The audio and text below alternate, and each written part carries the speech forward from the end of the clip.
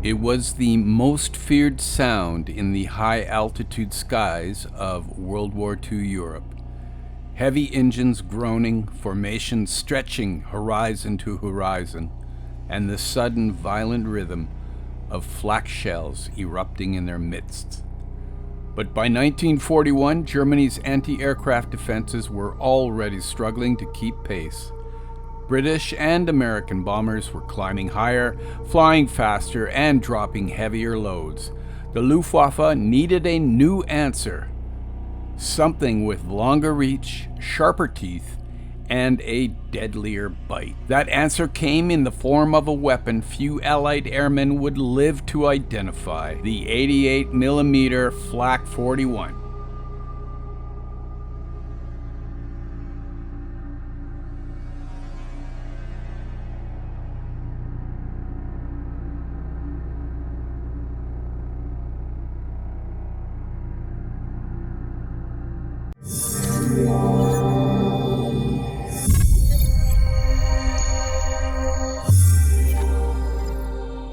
Now here we are on jet scale models, trying to bring this forgotten behemoth to life in miniature. Amusing Hobby's 1/35th scale Flak 41 kit promised accuracy, but I'll be honest, it left a bit to be desired. Don't get me wrong, it's a good kit, but it's not a great one. There are fit issues, fragile parts, and questionable engineering decisions that make the build more frustrating than fun. The L71 barrel looks great, but the intricate parts like the breech and recoil mechanism don't quite come together like they should.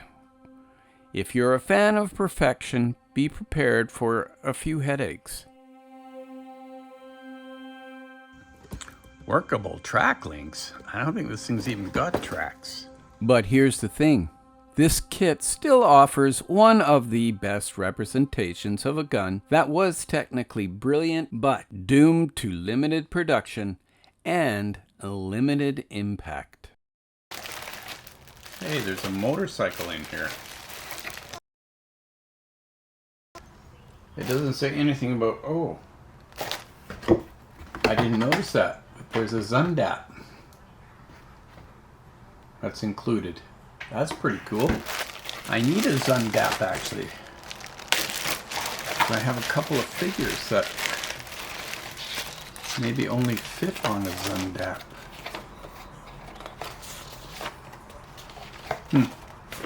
That's weird. Instruction sheets kind of. Wow, look at they got photo etch spokes. Alright, well that's a separate kit. We'll look at that one later. The Flak 88.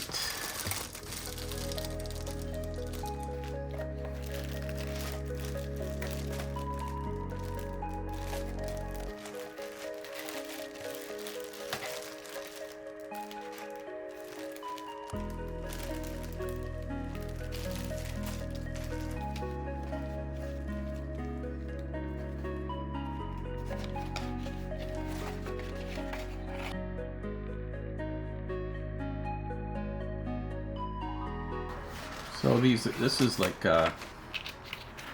just regular paper. It's not coated. That's okay. The drawings look really nice and clear.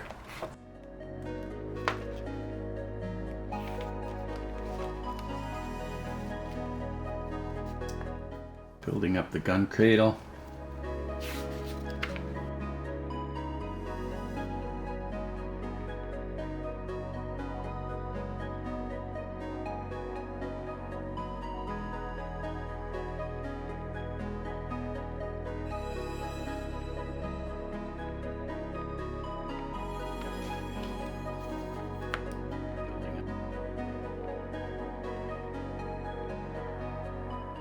Up the QC form here.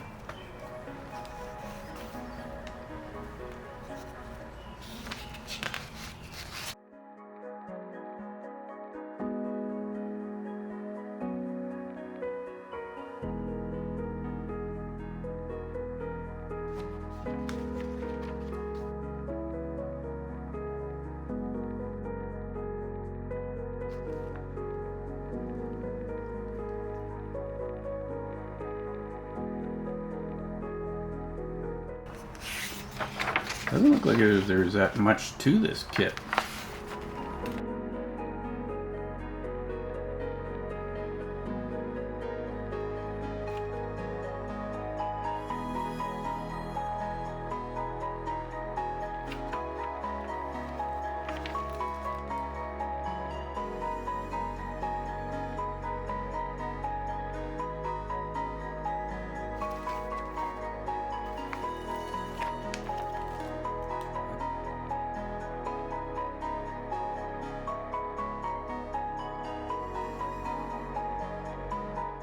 Built the Bronco one. Is it Bronco? And it seemed to have a lot more parts.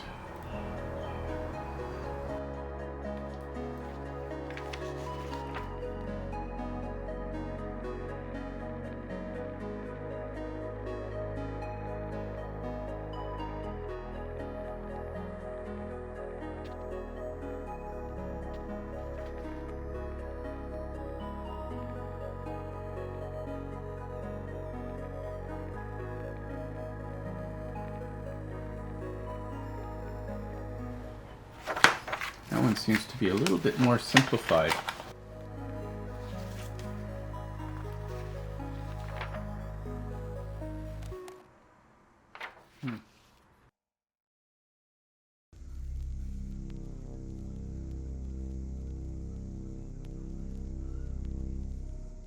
In 1941, the German Luftwaffe faced a growing crisis. British and American bombers were reaching altitudes that rendered the existing 8.8 centimeter Flak 18, 36, and 37 nearly obsolete. Even with fire control systems and improved radar, the guns simply couldn't reach high enough, fast enough, or hit hard enough to stem the tide of high-altitude strategic bombing. In response, Rheinmetall-Borsig developed an entirely new anti-aircraft weapon, the 88mm Flak 41. This was not a derivative of earlier 88s. It was a ground-up redesign. The barrel, now L71 in length, over 6.5 meters, allowed a muzzle velocity of 1,000 meters per second, capable of sending a 9.4 kilogram shell to a ceiling of nearly 14,700 meters. Firing from a new platform with improved loading and sighting equipment, the Flak 41 offered theoretical improvements across the board. Yet, in the field, its promise was hampered by severe flaws. Barrel life was short, often just a few hundred rounds before replacement. Muzzle blasts disrupted visibility through the optical sights, and the complex carriage system, based on the Sonderanhänger 202, required full disassembly for transport and reassembly before firing. As a result, the Flak 41 saw limited service, primarily in fixed flak positions around key cities like Berlin and Vienna. By 1944, only 318 units had been delivered. By the war's end, 556 had been produced. Despite its technical strengths, the Flak 41 was ultimately a weapon of desperation, developed too late and deployed too narrowly to alter the outcome of Germany's collapsing air defenses. Today, few examples of the Flak 41 survive, but thanks to the Amusing Hobby 1/35th scale model kit, this rare and misunderstood weapon can now be studied, appreciated, and built in miniature. So there was quite a bit of cleanup on these parts. There seems to be quite a mold shift on these. So I'm not really impressed with the quality of the molding on this kit. But, you know, it is what it is. There's quite a bit of flash here and there, you know. You don't see flash that often anymore, but on this kit you do. Like you can see here on these nuts. See that? That's not very good.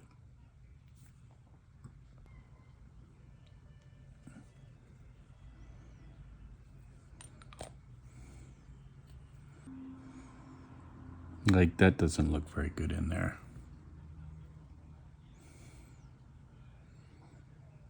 Oh well. Here's the breech block.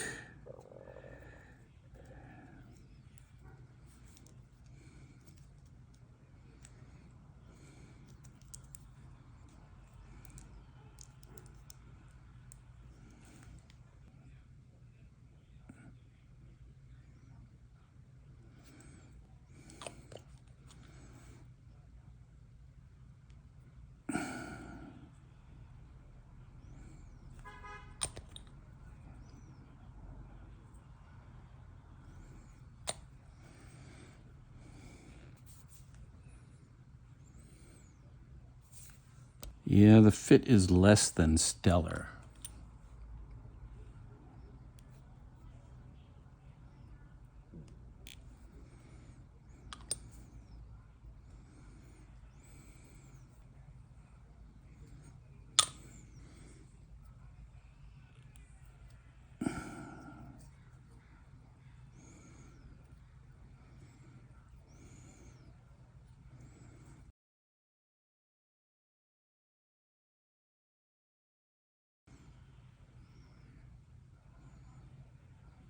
Like, that looks pretty bad. All right, and then that goes there, like that.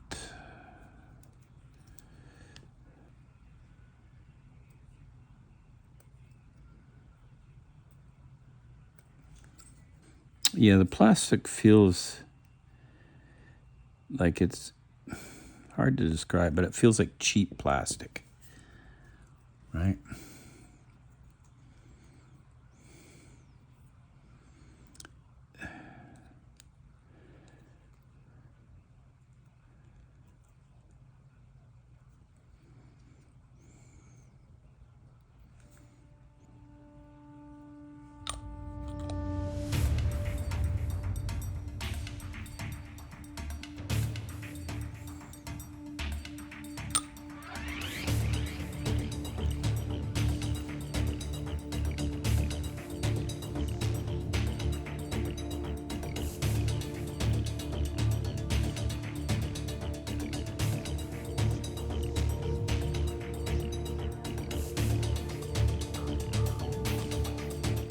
Look how small these parts are.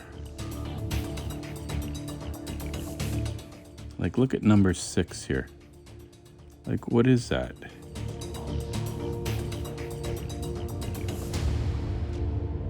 That's crazy.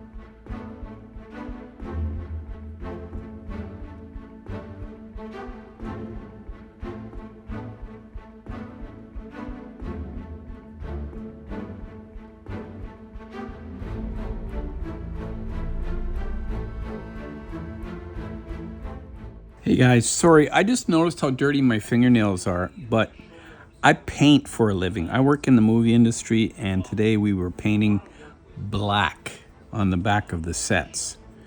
So while I've tried to clean it for the most part, I think it's going to take a good soaking. But just know that this is just honest to goodness, hard-earned dirt. And it's not really dirt, it's paint. So in a way, it's clean, but not clean. Anyway, if you're offended, I apologize, but it is what it is. Now look at how this fits, eh? It's just such a crappy shift in the mold.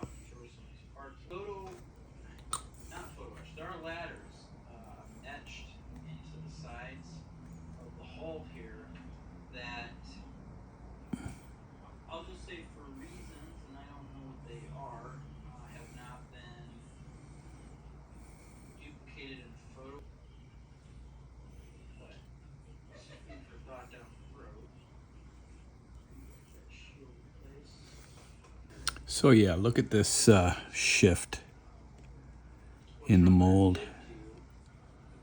Just not very good, you know.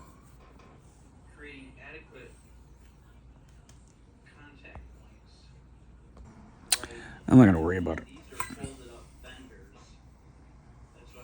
because it is what it is.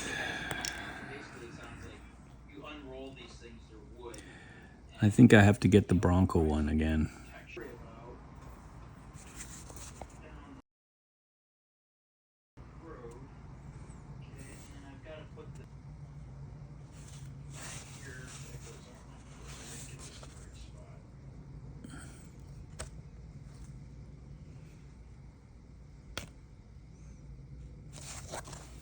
So this part is screwed. Oh, the instructions don't really show what to do properly.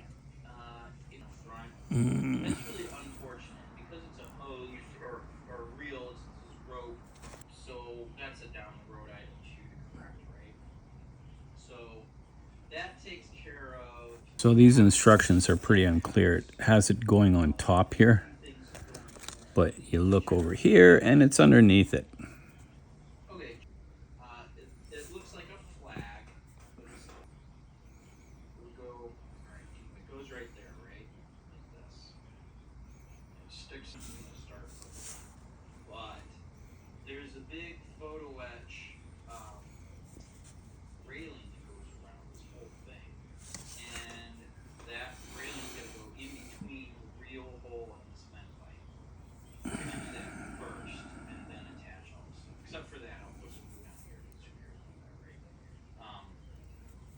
So again, the instructions are pretty unclear. It looks like you put it on the outside, but it's actually on the inside.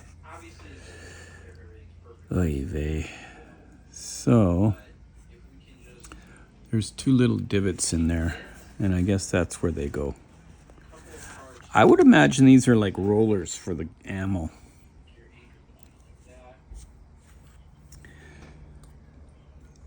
The molded is shifted so badly that there's just, I'm not even going to bother trying to fix it.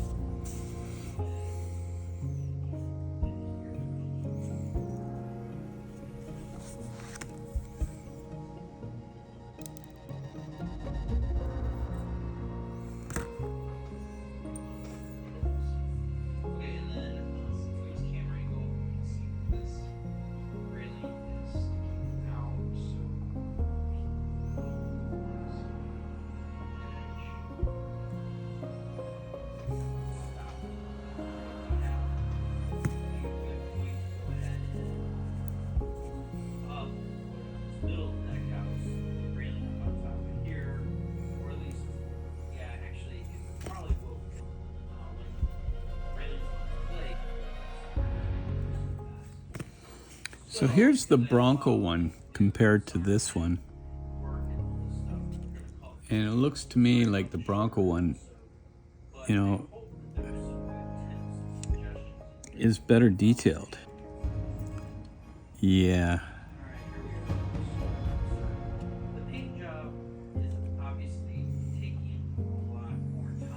Yeah, this one is the Amusing Hobby one is a joke.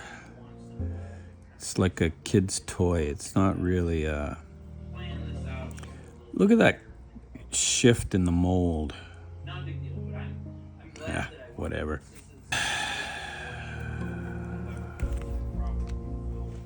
So I'm going to install the barrel. I still have a few little parts to put on, but if I put the barrel on, it'll give me something to grab.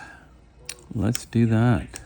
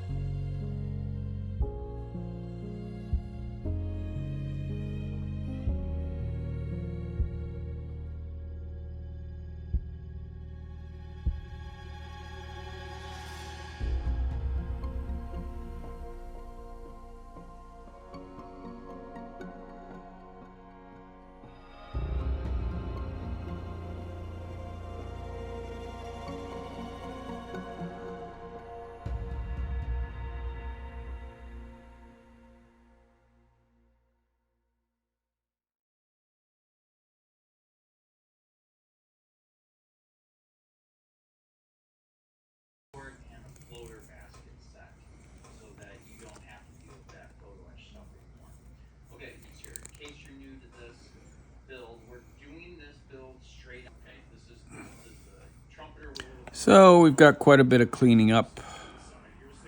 That seam is pretty good.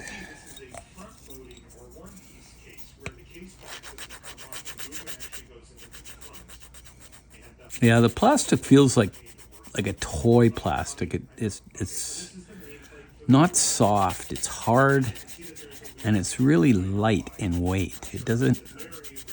I don't know how to describe it, but.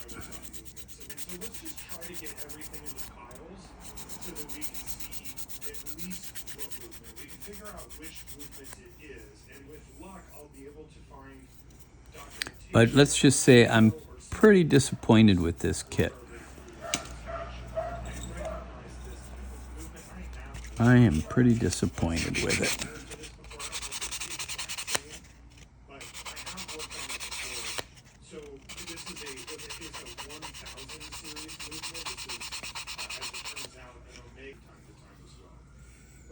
What I think we should try to do is see if we can't put this watch together to parts if we need to order any of them, if there's extras. Larry said he thought there may be some extra parts in the bag. Maybe. This is the, it is interesting though, because it's funny. I did a video similar to, but what they ended up sending me was what's called a pin powder. Much lower grade, cheaper style of movement that I actually haven't worked on before. And that it's still up. In fact, I can link to it down below. But yeah, that movement like I've worked on before. And so when Larry reached out, I thought, okay, here's my chance. Now I'm gonna actually get the normal movement. 1000 series Omega movement. Oh god, did that thing just go flying off? Oh, that's the click spring. Oh, it's right there. Oh my god. Okay, well, this was almost a disastrous start. As you can see, I'm having a hard time installing the click spring, and that's because it's bent.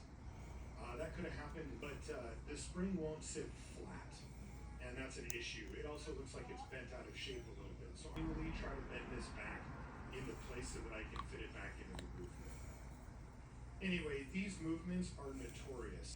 A very strange design. In some ways, they're over-engineered. In some ways, they're a little bit under-engineered. The good news is they do run very well, and they are a good, reliable movement, but they are just so convoluted. It does make sense, though. That's part of the reason why Larry got stuck in the first place. Okay, looks like that clips pretty. So far, I can just recognize the parts.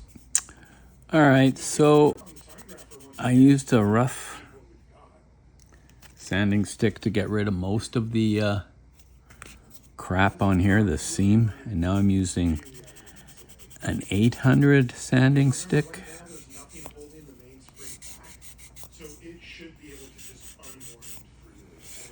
And then I'll use another finer one as well.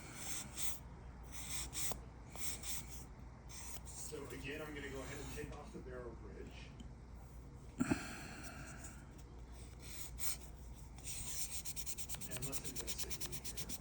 But yeah, if you want a 41 flak, get the out of production Bronco one. It actually looks okay in there. That does look a little bit bent. So maybe the mainspring just sort of came off of that arbor there in the middle, or wasn't properly aligned with it or something. And maybe if I just de-seat it, it will solve the problem for now. Again, You did steal my wallet, though. Sorry, I got paint all over my hands and I actually cut myself really bad today. Anyway, what's important is the model building, not how my hands look. So, how are we gonna go in there? Right there. You see, there's a little indent there.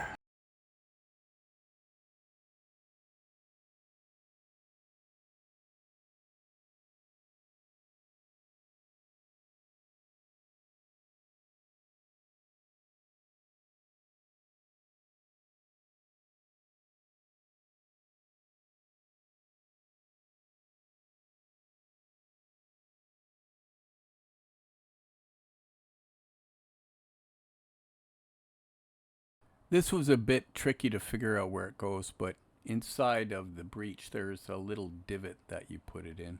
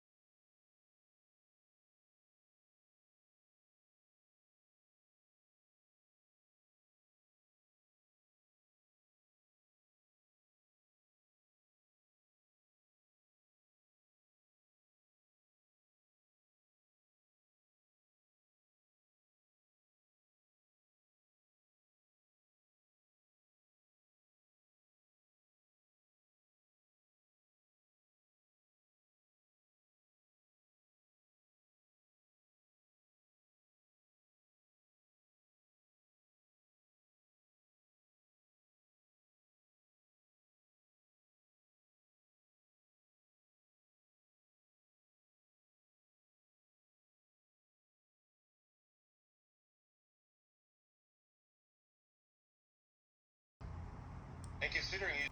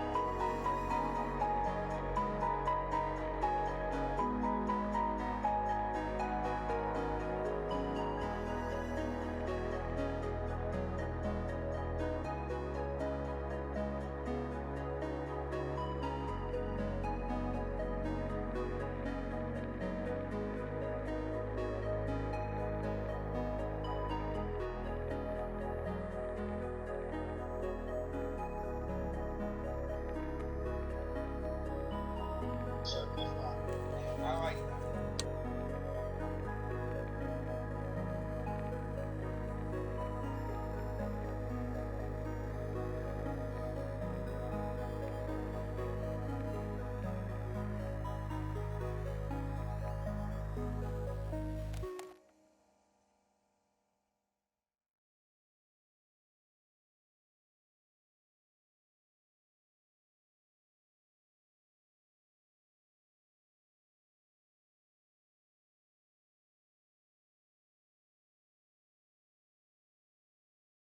me as M36. Okay, look at this flash, eh? Look at that So I'll flash. just go fuck myself now. My goodness.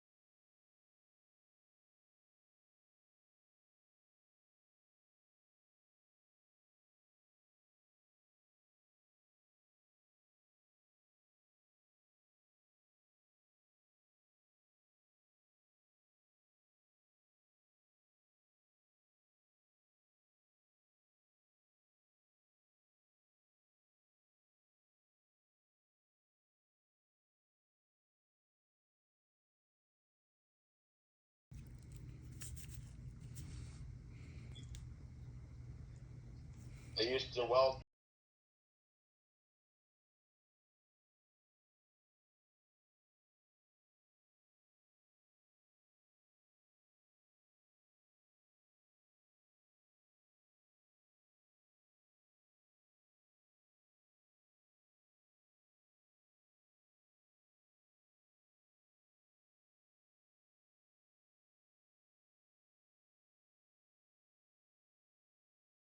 So much flash on this part.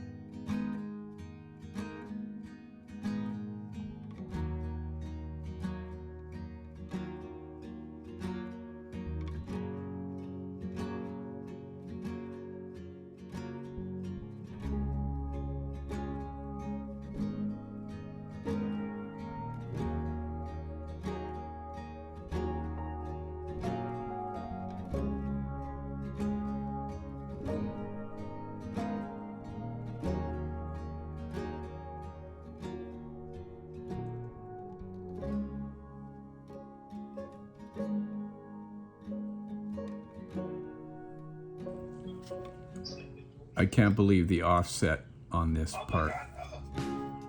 Look at that. It's just junk. It's not even a tube. Ugh. I'm just going to replace it with some rod.